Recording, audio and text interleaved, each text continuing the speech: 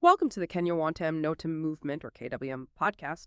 Today we're doing a deep dive, really focusing on understanding the core message and, well, the urgent call to action that's coming from the movement.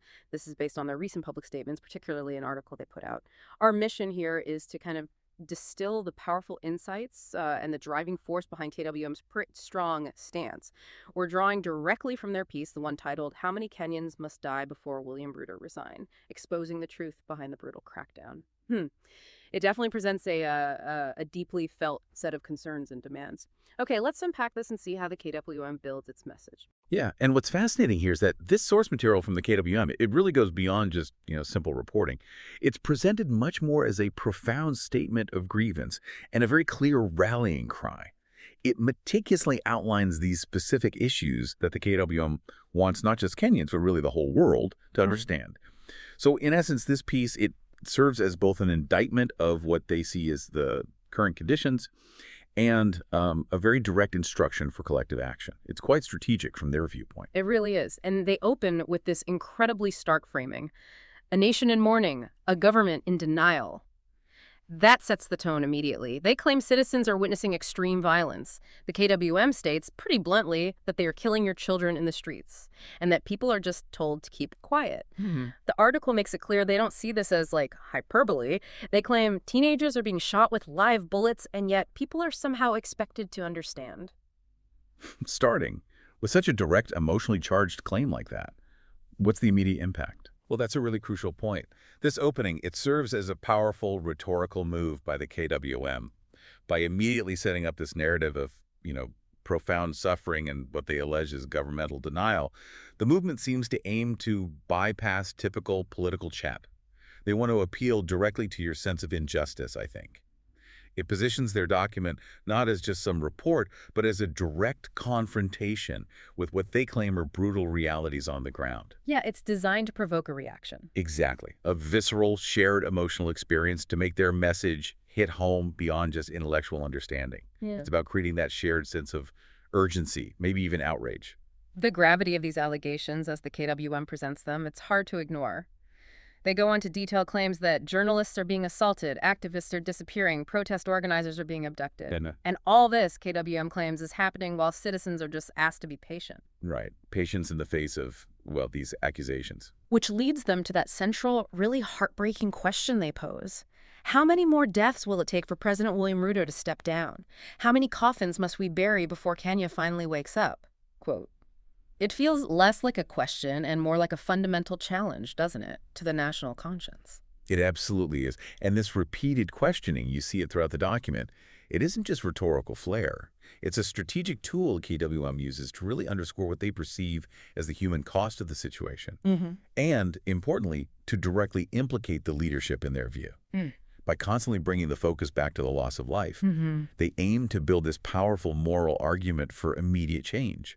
It's definitely designed to evoke a strong sense of responsibility and, again, urgency in anyone reading or listening. And that feeling flows right into how the KWM then characterizes the governance itself. They really don't mince words, declaring, "This is not governance, this is terror." They claim the regime operates with greed, violence, and fear, which they assert is just disguised behind hollow speeches and staged church appearances. It's quite a contrast they paint. A very stark contrast. You pay taxes, they buy tear gas. You march in peace, they send snipers. That kind of strong, evocative language seems absolutely central to their whole message. It is central, absolutely. The KWM uses exceptionally strong language here. This isn't just description. It's a direct accusation. It's designed, it seems, to strip away any legitimacy the government might try to claim. In their view, as you said, greed, violence, and fear are the operating principles, just hidden. This contrast between the public face and the alleged brutal reality is a key part of their narrative, aimed at delegitimizing the leadership and rallying public feeling against it. It's a direct challenge to the government's own narrative of peace and order. Precisely. The KWM further argues that the government blames citizens for the unrest, even while, they allege, it's shutting down networks and unleashing death squads. Which brings them to another critical question. Whose peace are they protecting? Right. They contrast the peace of billionaires feasting in State House with mothers weeping over dead sons, or cabinet secretaries building villas while hospitals collapse. This strongly suggests the KWM believes the system is rigged to protect only a very select few. And this isn't just rhetoric either. It's a fundamental challenge from the KWM to the government's legitimacy. By putting the peace of billionaires right next to the suffering of ordinary citizens, the KWM aims to just strip away any pretense that the government's actions benefit everyone.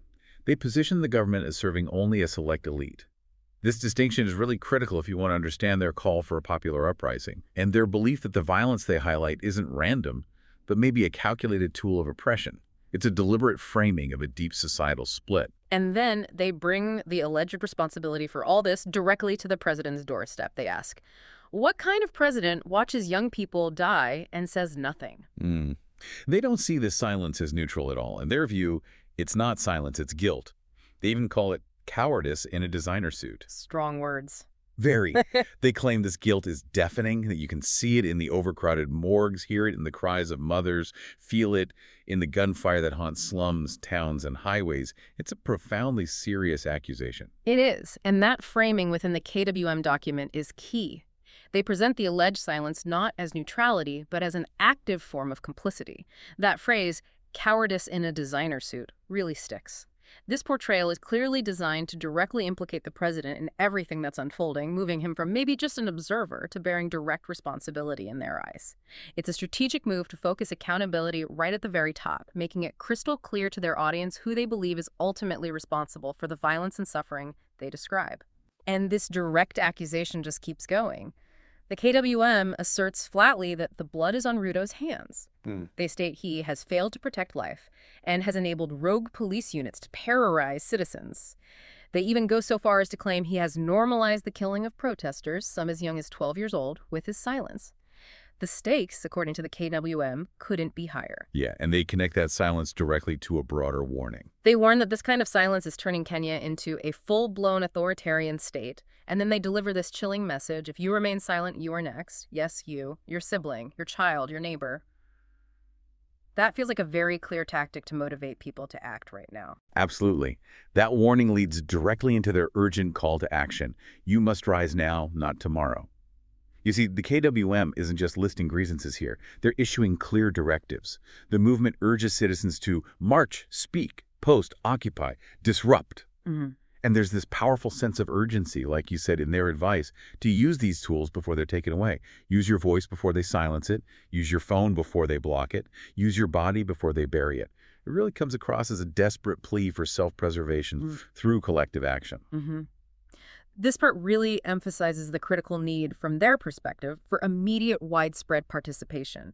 The movement states that broken regimes loot, then kill, then blame you, a very stark sequence. Then they list specific economic accusations: stolen billions, inflated prices, increased taxes, collapsed healthcare, failed schools. Connecting the dots. Exactly, connecting the alleged violence to these economic issues. In their view, the regime uses violence to hold on to power while they fly private jets while you skip meals and build presidential palaces while mothers give birth on hospital floors. The KWM concludes that for this regime, the poor are essentially the enemy for daring to demand dignity. Yeah, this is a really comprehensive indictment by the KWM. They're targeting both the alleged political and economic failures of the government. They're explicitly linking the violence they describe to what they claim is widespread corruption and economic hardship. The KWM uses this to argue that the issue isn't just about, say, human rights in isolation, but about a whole systemic breakdown affecting the daily lives of ordinary Kenyans. It's a powerful narrative designed to mobilize a really broad base of support. So if that's the diagnosis the KWM is presenting, what's their prescription? What do they say needs to happen? Well, they state it very clearly. You don't need apologies. You need accountability. They explicitly reject things like speeches, commissions, lies, slogans, prayers as policy, gaslighting, and false promises. Basically rejecting symbolic gestures. Totally. Instead, their demands are concrete, tangible: resignations, convictions, justice, exits, trials, and truth. They're essentially calling for an end to what they see as political theater and a move towards real structural change. And that shift, from demanding apologies to demanding actual accountability, it marks a critical point in their messaging, I think. It suggests a real weariness with symbolic stuff and a serious push for change at the structural level. This demand for resignations, convictions, trials, It reflects what the KWM seems to view as a deep distrust in the entire political framework, maybe beyond just the current leadership. It's like a statement about a perceived breakdown of legitimate governance, and their belief that only radical change, driven by accountability, can possibly restore trust. And this is where the rallying cry comes in. They are few, you are millions. They have power, you have purpose. It's a direct appeal to that collective strength of the people. And this brings us to a key point, especially thinking about the KWM's call for unified action. They're not just pointing out problems, they're actively trying to empower a community to bring about change. They encourage you, the listener, to engage directly. That's right. They seem to believe that understanding their message also means engaging with their proposed solutions. It's about participation, collective thinking. The KWM's document strongly suggests that the power to actually make change happen lies not with, outside forces, but with the mobilized citizens themselves. Exactly. Which leads to their specific call to action for engagement. The KWM wants you to visit www.wantamnotem.com and create your account. They position this as a place where you can start sharing your own ideas that you think can help change your village, your city, your nation. It's framed as turning passive listening or reading into active contribution, offering a platform for direct engagement with their vision. Now, bringing it back to their core message in the document, the KWM outlines a specific vision for Kenya. They declare, let this moment be the turning point. They want this time to be remembered as the day Kenya drew the line, a day when streets spoke louder than the media and young people rejected bullets with bravery. This, they say, is about citizens taking power back because, as they put it, this is your country, not theirs. Yeah, they're clearly attempting to reshape the whole national narrative here. The KWM predicts the regime will try to rewrite the story, maybe say you started the violence. But the KWM counters this directly, stating that, in their view, the violence started when they stole your taxes and when they inflated food prices. It also started, they claim, when they handed guns to police instead of books to schools. So for the KWM, you're not the problem, you're the response.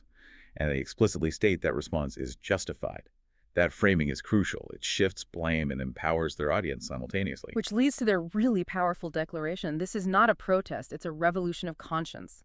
They frame the entire situation as a kind of war between the corrupt and the exploited, between looters and laborers, between those who feast and those who starve. It's very stark language. They acknowledge you didn't start it, but you must finish it. And they issue these calls for action. One poster louder, one chant bolder, one footstep stronger, one demand clearer. Ruto must resign now.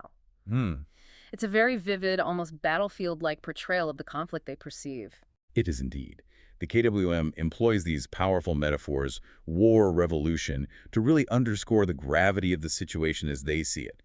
By framing it as a revolution of conscience, they try to elevate the movement beyond just political grievances.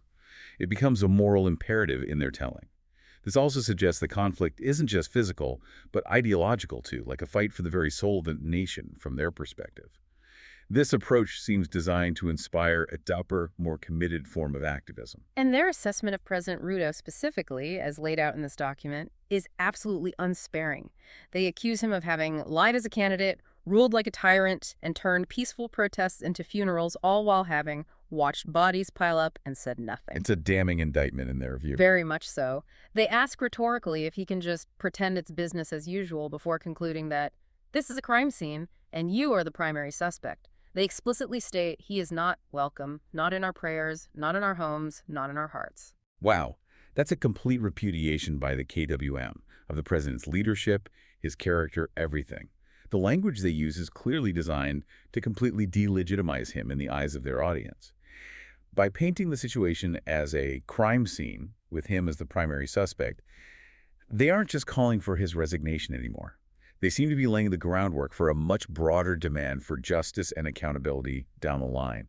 It really feels like a powerful rhetorical peak that they build towards throughout the entire document. The KWM states unequivocally that Kenya demands more than this.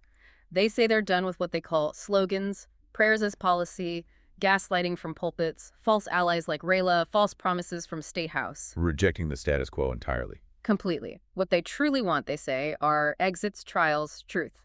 They declare that Kenya deserves better than this comedy of cruelty, and significantly, we're no longer asking. They present this whole section as their final warning. That phrase itself carries a lot of weight. It really does.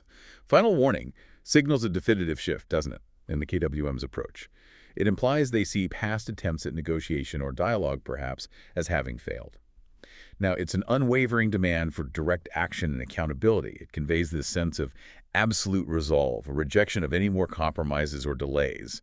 It's meant to communicate, I think, that the time for polite requests is over. Now, only fundamental change will do, as they see it. And this final warning is really a call to immediate, widespread action based on everything they've laid out. The movement says, you've seen the photos, you've heard the screens, you've read the names, now act. Their instructions couldn't be clearer. Share this article, flood the platforms, tag the world, make them listen, make them watch. The ultimate goal, they state, is simple. Let every Kenyan know this ends now. And to help amplify that message, they provide those specific hashtags for people to use, to engage, and spread the word online. They encourage using hashtag Ruto must resign, hashtag stop killing Kenyans, hashtag justice for protesters, and hashtag Kenyan at a crime scene. This use of direct, actionable hashtags really shows a clear strategy for digital mobilization and for making sure their message gets out, potentially to a global audience. So wrapping up our look at this document, their core message, as the KWM articulates it, is undeniably powerful and urgent. You have these deep concerns about governance, these unwavering demands for accountability and justice, and this strong rallying call for immediate collective action from citizens. It's a compelling statement of their position, no doubt. And as we finish this deep dive, it's worth remembering that the KWM really emphasizes the power of collective participation, of sharing ideas for national change. They're essentially inviting you, the listener, to be a part of this movement and its vision for Kenya's future. That's right. So if you're looking to engage more with these ideas, perhaps contribute your own thoughts on solutions, the KWM encourages you again to visit www.wantamnotem.com. Go there, create your account. This is positioned as the place where you can start sharing your ideas that might help change your village, your city, and potentially the nation. Which leaves us with a powerful question to consider, prompted by the KWM's perspective. What does it truly mean for a people to reclaim their voice and actively shape their nation's future when, according to the Kenya Wantam Notam movement, silence is simply no longer an option? Something to think about. Thank you for listening to the Kenya Wantam Notam movement, KWM podcast.